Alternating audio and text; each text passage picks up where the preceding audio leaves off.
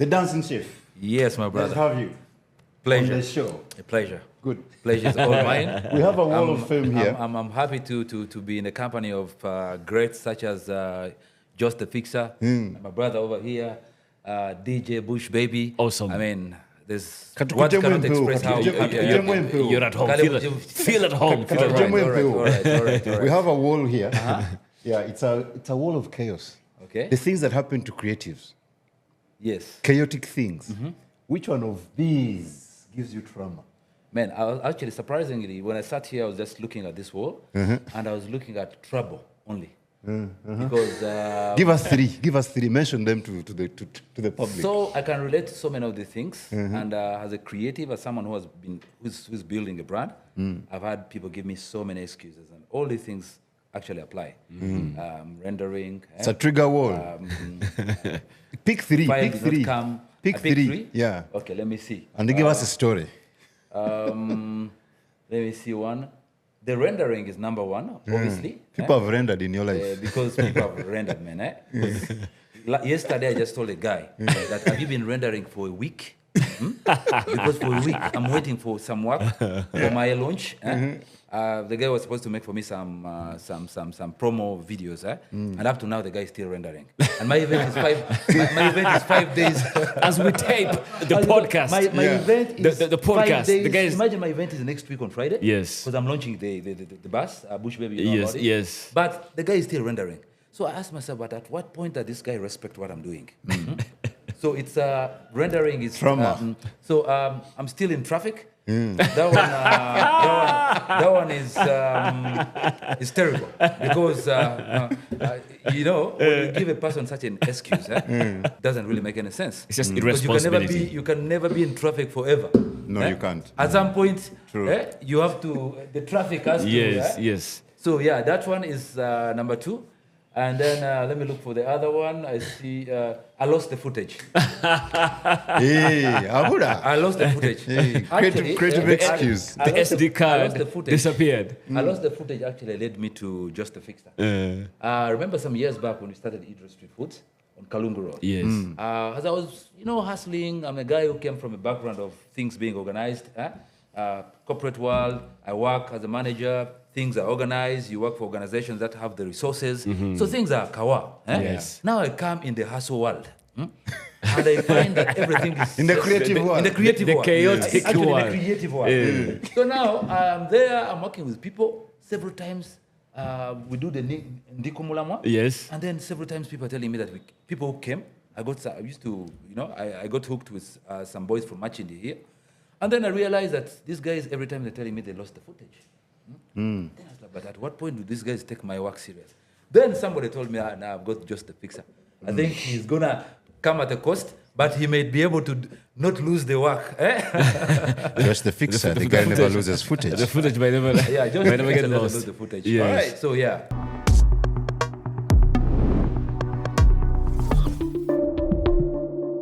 So we are very happily joined by our brother in the game.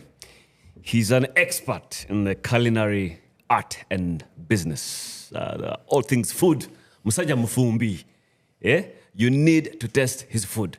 He's a chef. He has amazing things coming up. I think in the coming couple of days, a week or two or so. This guy is a dancer. If you know how to wiggle your waist, the Lingala way. This guy is a dancer. This guy is a mentor. He's a motivational speaker. He's also a man of God. He fears God. Above all, he's a creative. He's a creative. That's why he's here. A chaotic one as well. Thank Okay. you so much. So welcome, Idro. Yes. Welcome to the podcast. And today we want to tackle a very sensitive, but very rewarding and useful conversation, which is being of service to community, which is something you're so passionate about through your Ndikumlamwa ideology. People like us, sometimes either by default or by setting, we work our way through society and we become notable personalities, icons. Some prefer calling themselves or calling us legends. But you become a person of influence, a person who sways thought, who basically sets an agenda in terms of conversation. Once you outlive that, let's say you're a musician, you're a DJ, in your case, you're a celebrity chef. What else beyond that? How do we become of service? What more can we offer to service? Through our power, through our influence, through our energy, through the good things that people admire us for. First of all, thank you so much once again for having me on this wonderful show, Creative Chaos. And I'm really, I don't know, I'm happy that I'm here with, Josh the Fixer and yourself. The best of the best. The best of the best.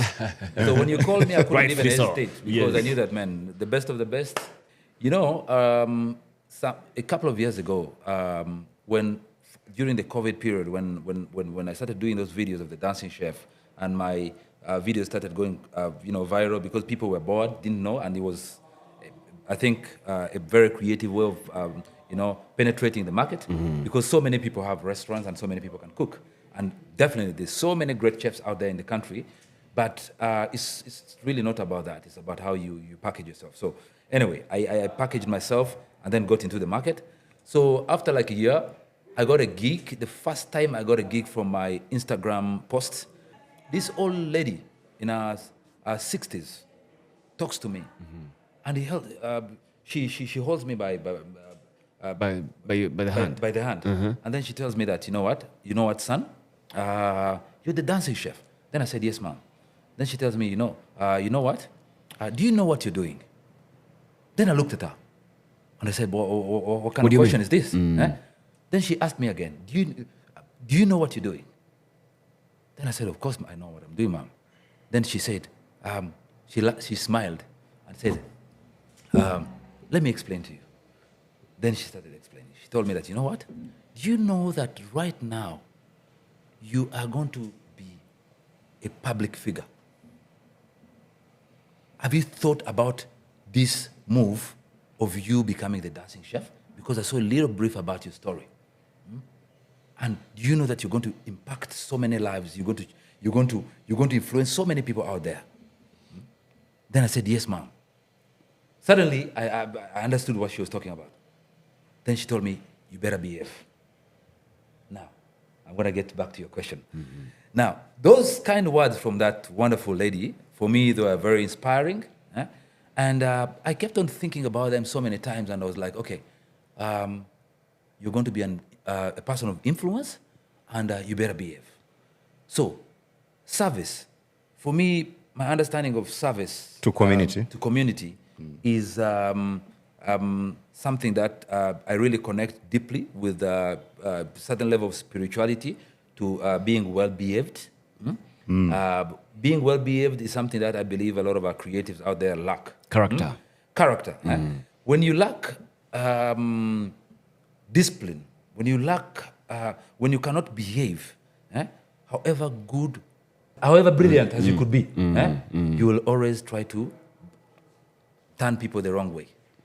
So the first lesson I learned from that short conversation was, you know what? If you're coming out there to do something, to be of service to your community, you need to understand that you have to behave yourself. You need to know how to deal with people. You need to know how to manage people. I normally call it stakeholder management. Stakeholder management means you need to understand how you manage yourself with the various people that you're dealing with. And those people could have other people that they're dealing with. So you need to know how to connect that and make sure you don't crash with anyone. Because at the end of the day, everybody needs everyone. So the first step to being a very good person, a very good character to your community is by being humble. Humility is what actually corrects us normally. Many times in the middle of chaos, you'll if you're a humble person, you always not blow anything out of proportion. You'll relax, and then think through it. Yes. So I want to. I don't know if it's disagreeing about being humble. My friend Ryonga says, "Do not be humble. to the point of being humiliated. Don't confuse the two. Yes. So as a creative, you can be humble, Yes. but market yourself. Character-wise. Yeah. Yeah. Character-wise, you can be humble, but yes. do not be humble to the point of I agree with humiliating you. yourself. Agree. Yeah. Because as a creative, you definitely have to make money. Yeah. Because all creatives, I mean, if you look at the concept of being a creative, Yeah. I believe the term creative will mean any person who creates any original work, some form of It's original manifest. work. Bring something to life. So if you are able to create something, I believe you become like an inventor. Yeah. So when you invent something, you're an innovator.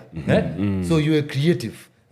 So already that thing that you're creating some value should be attached to it. And that is something that for me, I really do not want to actually negotiate about. Because I believe a creative spends a lot of their time, takes a lot of their time to think. I believe for us to be here on Creative Chaos, it took a lot of thinking and a lot of planning for this to actually come to life. Painfully, very painfully. So that should not be compromised. And I actually agree with my brother here that, there's a difference. Character is definitely is related to humility. And, of course, like you said, you shouldn't, when you're displaying what you're capable of, you shouldn't do it to a point where you're being humiliated. That is unacceptable. Yeah. Ugandans, I'm speaking as a Ugandan because I know I've lived it, I've seen it. Yeah. They would treat a humble musician badly because they expect him to be humble. Badly in the sense of that, Idro, you're humble. Yeah. You make music, and I have a conversation with you. I need to take you for a gig somewhere. So I expect you to be humble to take low pay. You get the point? That is the kind of humiliation that I'm against, and I understood it. That, so being humble doesn't mean that you take humiliation for your skill. Anyway, moving on. So wait. Yeah. So does being of service lead to over-exposure, which then breeds contempt and familiarity? And then I mean, you can be of service. You can still be of service, which is what we're talking about. Yes. Being of service, which is outside commercialization of your skill. Yes. You understand? Now, those are two different things. I'm a chef. I'm a celebrated chef. Yes. Do I have cooking clinics once during the year and they are free? That is me being of service to the community. For example, I wanted to ask him his Ndikumulamwa initiative. Yes. The moment I met him, of course, I did not know that he had all the I lost the footage scenarios when he came to me for work. And, and I found his initiative, Ndikumulamwa, very nice. The boy who used to do the music. Jiran said yes. I said Jiran is on TikTok. Guys, follow Jiran on TikTok. He's promising. He's good. Yeah. I like his vibe. He is. And also his voice. Yes. He's an instrumentalist, I think. Yes. Yeah. So I found Ndikumulamwa good for young people, but also found it as something that is of service. To the community. Nobody's paying you. Yeah. You are not paid. Exactly. I didn't see you. And thank you so much for actually noticing. It was voluntary. It was voluntary. Thank you, George, for noticing that. That bred the conversation we're having today. Yes. And I wanted to ask you, personal journeys. Yeah. So how did you find your path to Ndikumulamwa? Like, how do you come to say, okay, I'm a chef, you have to pay me to cook for you at your party, you have to pay me you have to buy my fish for my restaurant, but my service is to community, is Ndikumulamwa. How did that path happen? Like, now, the trigger and the process. What triggers it? Yeah. I'm very happy to actually just share a lot about that on this platform for the first time. When I was transitioning into becoming a person who is then chasing my dream, right? Who wants to be somebody in society, who is not very attached to the background of where they come from. And I wanted to have my own persona. Where do you come from? I come from, I hail from West Nile. Okay. in Arua, to be specific. All right. So United States of Arua. United States of Arua, yes. So, I mean, I looked at myself and I looked at the life I used to live when I was still in the corporate world. And then I realized that there's a lot to change with me. Even if I have the skill and the idea, the journey, I may just find the journey too long for me to reach to where I want to go to if I do not fix myself first. So that's where the idea of Ndikumulama started. Before I even started the restaurant officially, I said there's something that I need to do.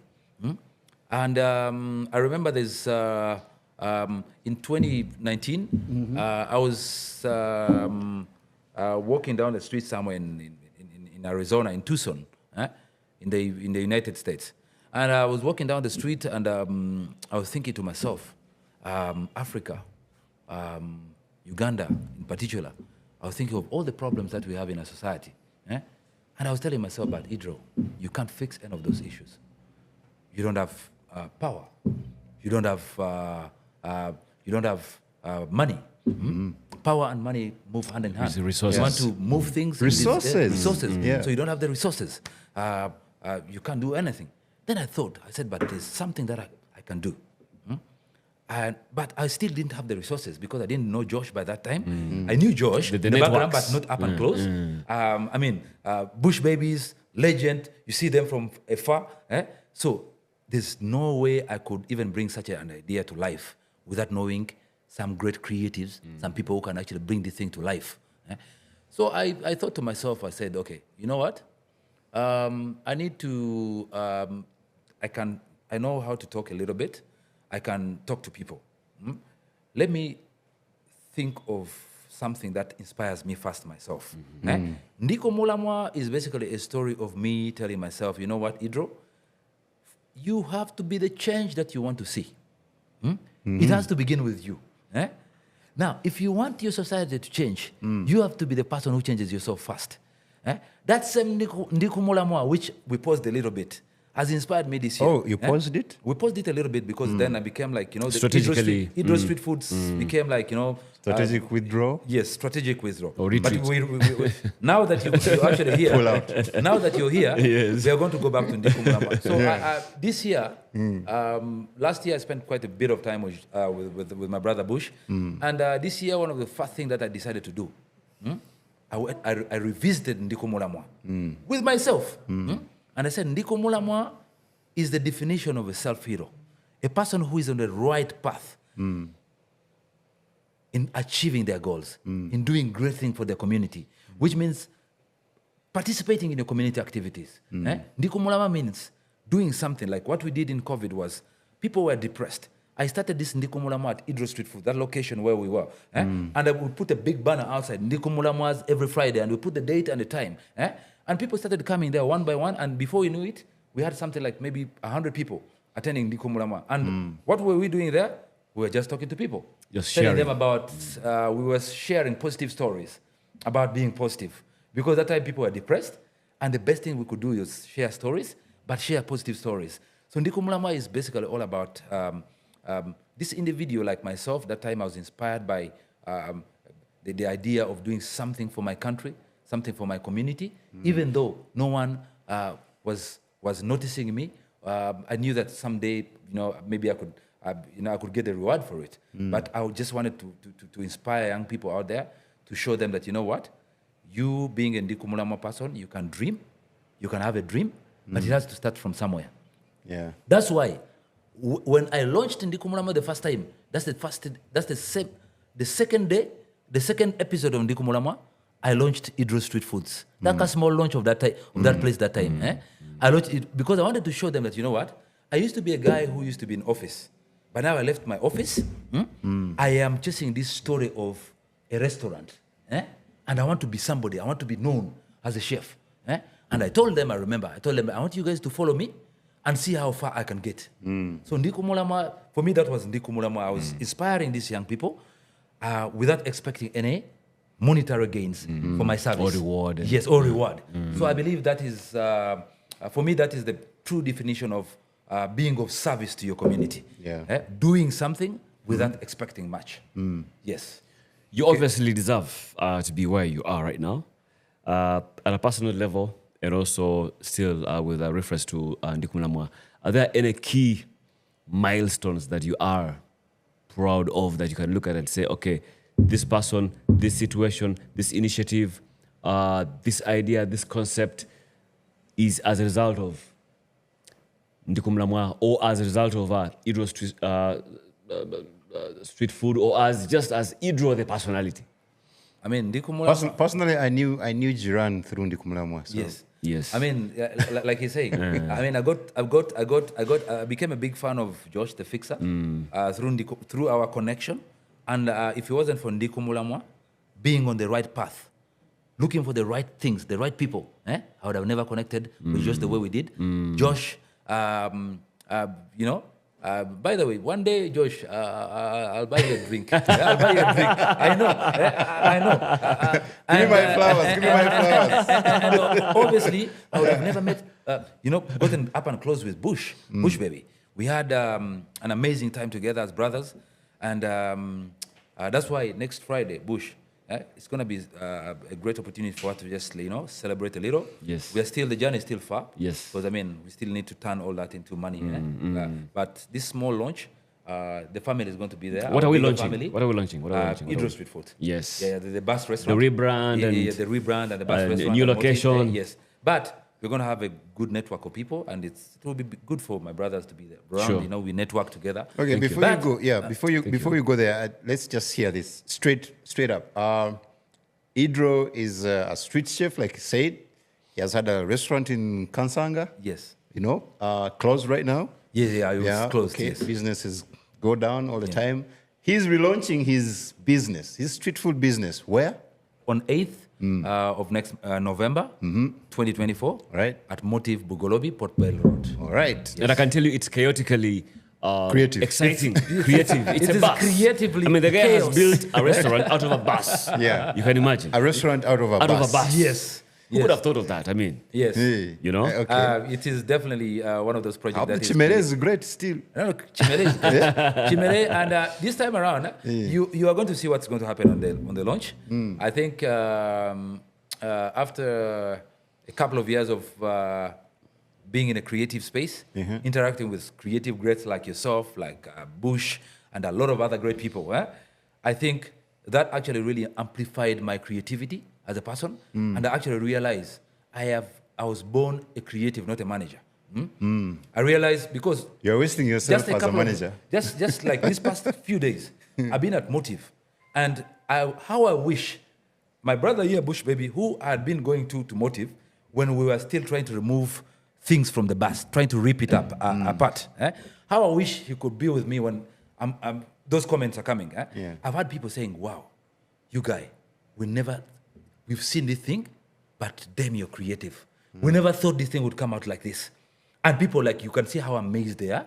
So yeah, it's... when you talk about office, corporate and all that, just briefly, take us back to that previous life. yes. So guys can get a context. How of, do you run away from that life to come and how you probably, how you actually seemed unhappy. Okay, the money could have been good, the benefits could have been amazing, but you were just not happy. Okay, and then you end up in this chaos, but which is exciting. The chaos is exciting, which is man. Chaos is anytime, any day. Chaos ain't a vibe. You know, yes. And then also gives you potential to even make more money than for yourself than anybody else. So just give us that background. Where was it a company? What was it? And just briefly, for guys to get the context. Yeah. Let me first of all appreciate the chaos, because I'm a creative chaos. Chaos is dope, you guys. Because chaos gives you an opportunity to be yourself. Yes. But if you're not in chaos space, yes. And also how you try to apply the chaos in your previous life. Let's go through that. So that previous life was, for me, a journey. I believe everything starts from somewhere, and I always believe that God's timing is the best. So because I believe God's timing is the best, there are many times where I regret.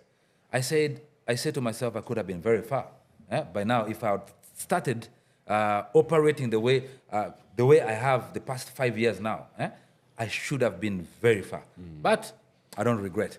So the past life, I started marketing. I'm a marketing person. A lot of people don't understand why I am actually a creative person. I went to University of Cape Town in South Africa. Ogalo. While I was there, I think the first year I was doing marketing. I was doing B.Com accounting, B.Com finance, because my parents wanted me to do study books. And then I remember the second year, I was advised by one of my lecturers to actually switch course, because I used to talk a lot in class. I used to be a person who used to argue about numbers. And then he noticed that I was in the wrong space, because math and books cannot really be argued about like you're really arguing about a creative scenario. Theory and practical. Theory and practice. Feelings are not facts. Exactly. Feelings are not facts. Yeah. So he told me that, guy, why don't you do PR or marketing? We love like, arguing. Yeah, I felt like, I remember that guy was those days, the early 2000s was like, but South Africa was just like transitioning from apartheid. So it was like, we're dealing with a lot of white people, and I'm not saying this because I'm anti, but so I had this Boer lecturer called Mr. Van Dijk, I think, something like that. Yeah. So he told me that, you know what? I think you should do marketing. You can express yourself better. You know how to speak. I know that you're getting good grades for this first year, but I don't see you as a person who's going to be doing books for people. So I moved into the marketing class, and the rest is history. So then, fast forward to that period in South Africa, and then obviously, I had a starting point of my career. I did quite a lot of things. At some point, I started a company called Gokul Transport. There were many small ventures. So I've always been an entrepreneur. I started Gokul Transport, and I was using a car that my parents bought for me to do like an Uber-like kind of like service, but for only students on campus. So on Fridays, Saturdays, and Sundays, those were my busiest days when international students are going to party. If you lived in an international environment, you know that those days are for party. Yes. Yeah. So I made sure that I had like in all the notice boards, in all the housing communities, the residence communities of the students, I had a small, nicely printed thing with the car and color printed with my number, and saying that you can book me up in advance if you want to go to this place. Awesome. And I knew all the corners of Cape Town, where all the nice clubs were happening, where all the places were.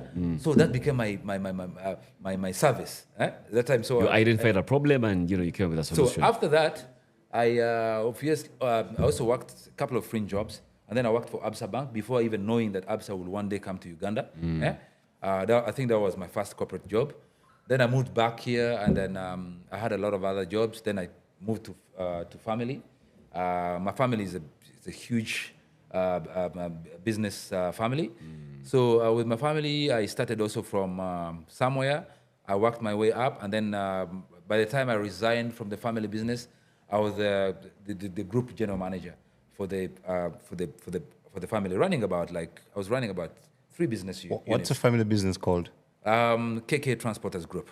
KK Transporters. buses. Yeah, KK Transporters Group, we do KK buses. Most people knew us for the buses, but we were actually, KK has been in the market for over 45 years, and KK has been mainly into logistics. The trucks are actually, we were more into trucking business.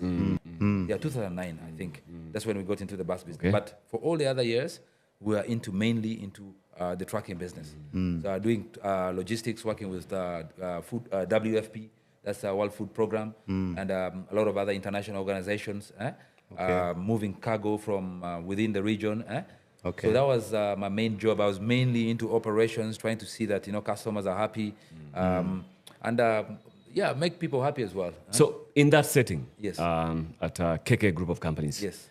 being a creative, and you're wearing the corporate hat. Yes. You definitely must have had some little voice in your in your head telling you to either disrupt things around, you know how it is in the corporate. I disrupted a lot of things. Take us through some of the things that rubbed guys the wrong way, but ultimately, brought profit, made the whole company profitable and all that. Please share this information is very important and very, very useful. Thank you, Bush, for actually bringing that perspective of this conversation. Right? Now, you can go and ask all the guys who own buses here. There's no one who doesn't know about KK. And I think most of them actually really know about Idro. Because at some point I was even serving on the Association of Bus Owners in this country. But now, where I really caused the chaos was in KK. Now, at one point... As GM. I remember, as GM. At one point, I remember when... that lady was it Betty Kamia, who was the minister of Kampala? I think by that time she was the minister. At that time she was the minister of Kampala. At some point, yes, she was once. She came down to our terminal, and she asked Arua Park, and she was like, "But is this?" She always thought that bus business is Kayola business for hustlers, and she was like, "But oh my God," because when she walked into if you walked into our terminal then, I almost got killed by our chairman because of the crazy things that I did. We had a control room where we had something like 8 screens, big screens, and I had employed guys to sit there and monitor how buses are moving on the road. These are CCTV cameras. Cameras attached to the buses, and seeing movement and behavior of drivers in the buses. First of all, the drivers hated me. Everyone hated I would hate you. They hated me.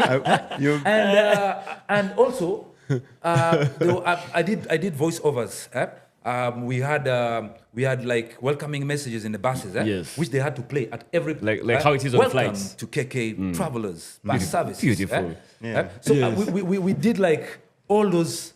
We had disruptive, and we made them for every journey. Like I paid guys. I remember I paid some guys working in UBC. Some very interesting guy. I don't remember the name. Yes. Because I was late to those guys, and so the bus was like a plane. We had a waiting area where we had screens, and our offices were all fancy. It was in Arua Park, but you may think that you're on the upper side of town. Very interesting, clean, and she was like, "Hold on a second, this cannot be." She phoned the guys in the control room, calling people, telling them, "The boss, we're getting an alert here. You're overspeeding. Slow down." So those things caused me a lot of problems with the chairman. And some of the people in the collision company, cost, yes. Because it was additional costs, and yet we are still charging people the same price on the tickets. But what I did also from then, I think I'm one of the first people who also introduced from our route, charging passengers for extra luggage. Because what I realized that okay, that doesn't really happen in the first world, in America or South Africa, whatever. It doesn't really happen. You can't come with so much luggage because of potatoes. Our target market for passenger business is usually omuntu wa wansi, the hawkers, what we call the hawkers. These are people who actually travel from one end to the other doing business. So they will travel long distance, transport. They will travel from wherever they're coming from Arua to Kampala, and they are not going to sleep anywhere. They don't have money for lodging. Azene million is agala kugenda downtown asubule aje ayingire bus agende kati omuntu oyo may get so many stuff. Ngataina limitation nti banaye luggage. The bus does not belong to me. I cannot, a whole book cannot belong to me. Yes. So So you have to be considerate. You can't just take up space. Yes. So I came and put limitations. I said, okay, you know what? Every person is only allowed a certain amount of luggage. Considered as your hand luggage. All the other goods that you have extra, we're going to weigh them and we're going to charge you. And people, and also that caused some drop. But at some point, because I improved the service, we created some things, and then obviously we introduced also insurance to just cover the goods that we were, to protect the goods of the customers. Because I found when I became in charge, There were other cases that other people, other managers had not managed to handle, to do with Losing luggage.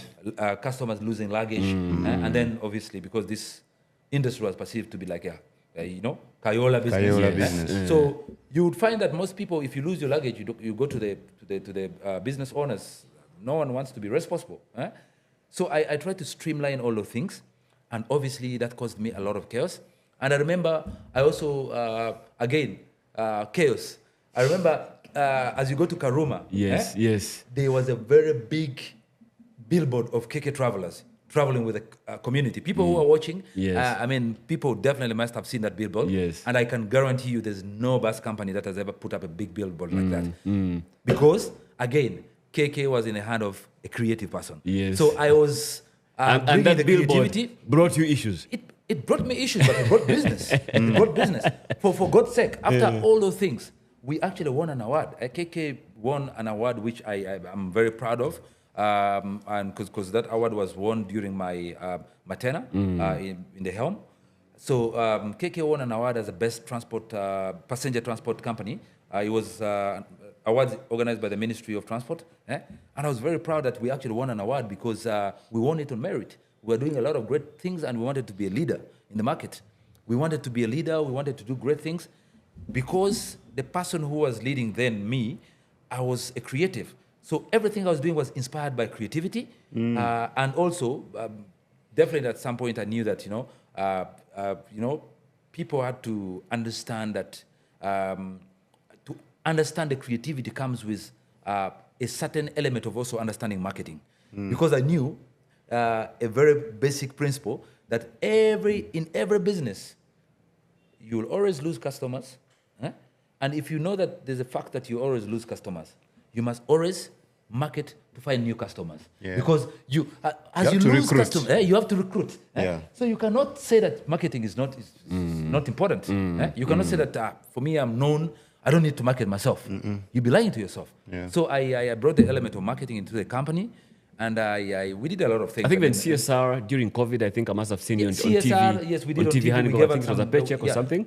That was from our chairman, and I'm so grateful to him. I think we did a great job as we gave out, I think, 400 or 500 mattresses to all the hospitals in the north, like the regional referral hospitals.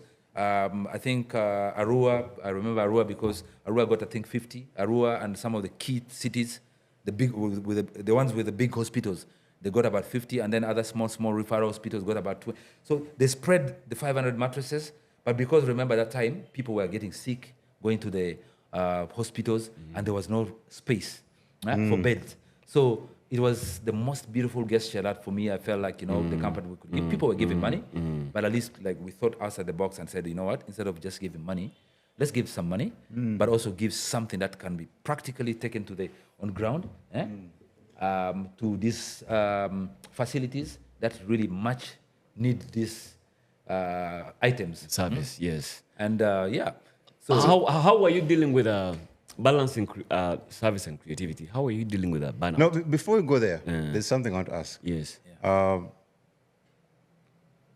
You're corporate in South Africa. Yeah. Working in a bank. Yes.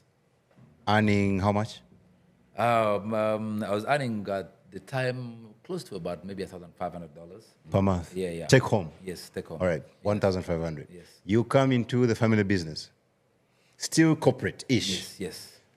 Earning more or less? We don't have to know the figure. I was earning Or a more. shareholder. I was earning more. Oh, you're a shareholder. Yeah, I was earning more. I was earning more. You're earning more. Yes, definitely earning more. So yes. now, what, in few words, what draws you to the chaos? I mean, to start cooking. Bro, you're earning your money. So basically, I wanted to contribute to my community. I wanted to contribute to my community and also be able to do something. Was it you didn't have time, or now you feel like, okay, when I go the chaotic way, I'll have time? I felt like I needed to be in a space of something that I love. Passion. Passion. Eh? Passion brought you And to chaos. Yes, passion brought me to chaos. Eh? Passion. It always does. It always does. Passion brought me to chaos. Eh? And the chaos. By the way, if you're not passionate, Forget. forget. Be very Yeah. cool. Yeah. Be very cool. You can't handle You'll not chaos. stay there, You yeah. can't handle chaos. Yeah. So passion brought me to chaos, and I can't really regret it. Okay. I think the journey is still long, but I'm very grateful that I've actually started the journey. Okay, his question was, so now you endorsed, okay? Yeah. Celebrity chef, creatively chaotic. I saw a video of you dancing while cooking. I'm Yeah. like, "Wait, this motherfucker. What the, you know? So like, But, you know, but it was a wow factor. yeah. Like it was new, it was no, fresh. by the way, I'm very difficult to advertise too because I see an advert from afar. But I was like, And what's his name? Idro. Yeah. It's like, who is he? the dancing chef. Yes. He. Meanwhile, I'm seeing it, but the music is not his. So I was like, they will grab him on copyright. So anyway, so you start in Ndikumlamwa. Yeah. Amid is the restaurant business. Yes. You're doing Ndikumlamwa, Ndikumlamwa. yeah, talking to young people and everything. So where do you get the balance, okay, for your creative work and community service? Then how does that work without burning out? Because community service is hell, man. Yeah. Yeah, you're not giving half-half. Yes. Yes. It's the biggest part of where we demand impact.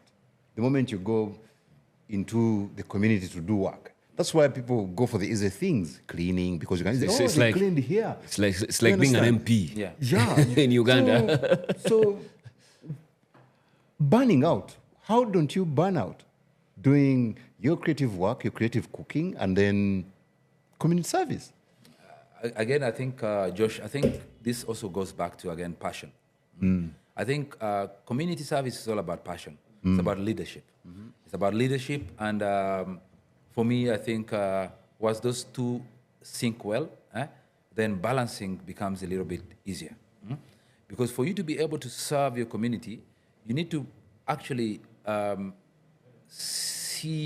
you need to have the passion to understand the problems that, because to serve community, you definitely identify problems. Once you identify some problems, and you as an individual have some solutions, because you can never have all solutions. You can never have the solution individually. If you have solutions, or you have a solution that you think may help in trying to assist in whatever problem you're trying to solve, then it is the passion within you that will then give you the courage to begin organizing yourself, regardless of your busy schedules and your busy dream. You will always find time to say that, okay, right, now me as just a fixer, I have all these projects coming up, but I also have the responsibility of training and nurturing these young people that I have to show how to do this work that I am doing. Because these people are the next generation from me. They have to be other young just fixers that come into the industry and learn how to conduct themselves the way I have done, that has brought me to this success. True. So I think it's just all about balancing anything that is important for you. For any serious thinking person, if you're a ndikumulamwa person, banaye mubere kumulamwa nnyo banaye abantu baffe bonna abatuwuliriza njagala nnyo mubere kumulamwa. We interacted quite extensively.